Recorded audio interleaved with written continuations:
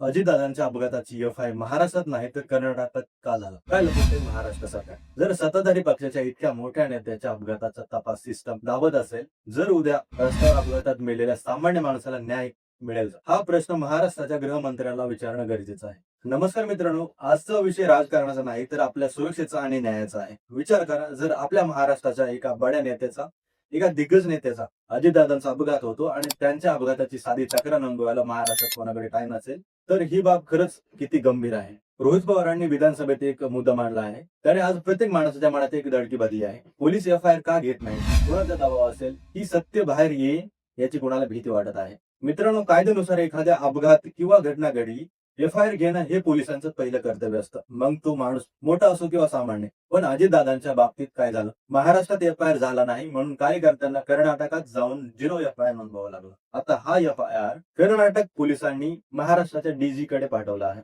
विचार करा, त्याच्या राज्याला वाटतंय की या घटनेचा तपास झाला पाहिजे, पण आपल्या इथल्या यंत्रणेला अजून जाग आली नाही. रोहित पवारांनी विधानसभेमध्ये जो कागद दाखवला तो फक्त एक एफ-आय-आर नाही, तर तो इथल्या व्यवस्थेवरचा प्रश्नचिन्ह आहे.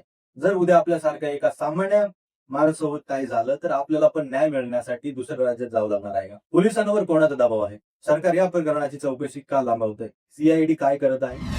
डीजीसीएचा रिपोर्ट काय सांगतोय? आणि सर्वात महत्वाचं म्हणजे अॅरो सारख्या कंपन्यांवर कारवाई का होत नाही? हे प्रश्न आजच्या जनतेच्या मनात आहेत. कारण जर मंत्र्यांना न्याय मिळत नसेल तर सामान्य जनतेने कोणाकडे बघायचं? अजितदादांसारख्या मोठ्या व्यक्तिमत्वाच्या बाबतीत जर असा खेळ होत असेल तर तो महाराष्ट्राच्या संस्कृतीला साजेसा आहे का? रोहित पवारांनी मागणी केल्याप्रमाणे आता तातडीने हा तपास सीबीआय कडे दिला पाहिजे. सत्य काय आहे ते बाहेर आलं पाहिजे, कारण ही महाराष्ट्राच्या अस्मितेचा आणि न्यायाची लढाई आहे. मित्रांनो, तुम्हाला काय वाटतं? पोलिसांवर नक्की कोणाचा दबाव असू शकतो? आणि एका मोठ्या नेत्याला न्याय मिळण्यासाठी शेजारच्या राज्याची मदत का घ्यावी लागली? हे महाराष्ट्राच्या गृहमंत्र्याला आणि मुख्यमंत्र्याला पडते का? तुमच्या प्रक्रिया कमेंट मध्ये नक्की सांगा.